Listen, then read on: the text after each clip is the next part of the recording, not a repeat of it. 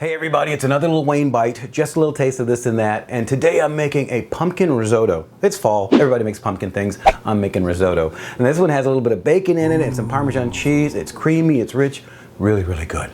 Now before we get started, just a reminder, please subscribe to my YouTube channel. You get more recipes, craft ideas, travel tips, even restaurant reviews, all in the same spot. Just click on the subscribe button and the notification bell so you always know when new videos are coming out.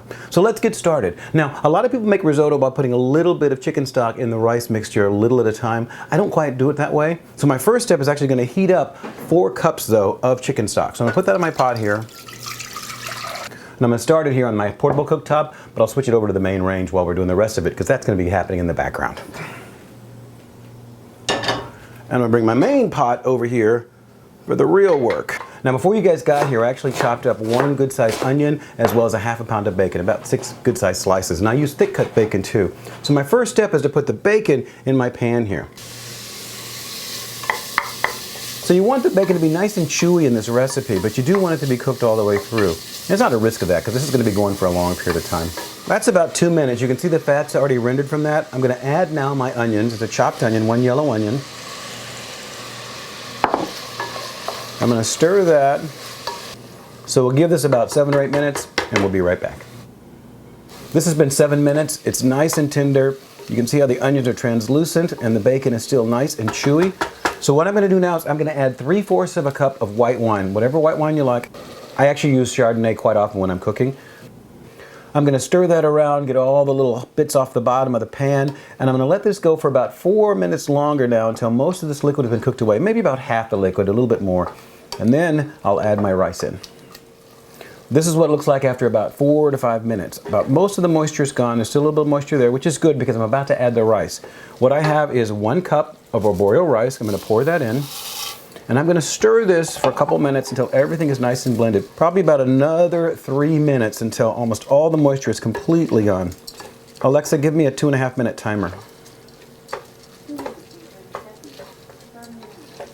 You know, a real tip is I actually do use Alexa a lot when I'm in my kitchen. You can use Siri, you can use Google, whichever little assistant you may or may not have, but it's a really helpful thing to make sure you're timing all your dishes correctly.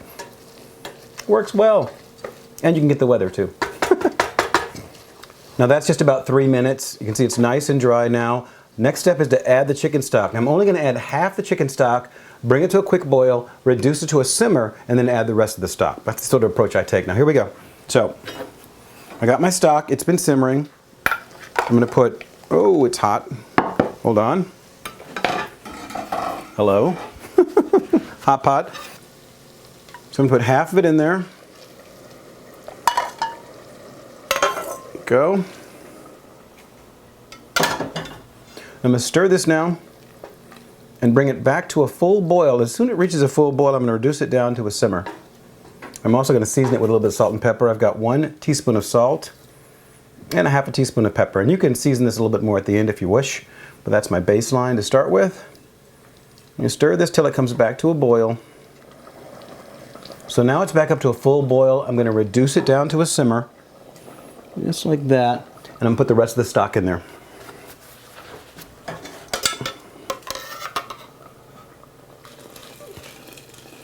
Just like that. Give this 1 more stir. I'll put the top on, and this is just going to go now for 20 minutes. I'm just going to leave it alone and walk away. After 20 minutes, this is what it looks like. You can start to see the individual grains of rice there, but it's still very nice and creamy. And what I'm going to do now is add in my pumpkin and a little bit of cheese.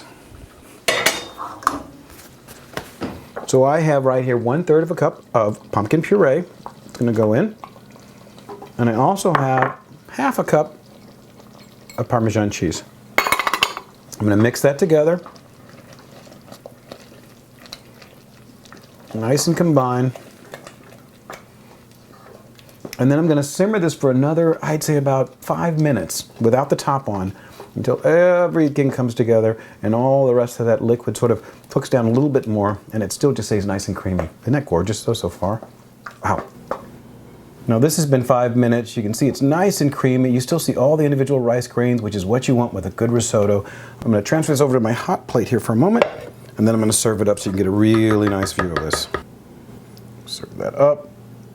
Nice and creamy. Look at that. Isn't that gorgeous? Perfect.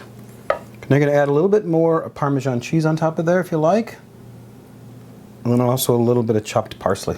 Just a beautiful presentation. Yum. Really nice.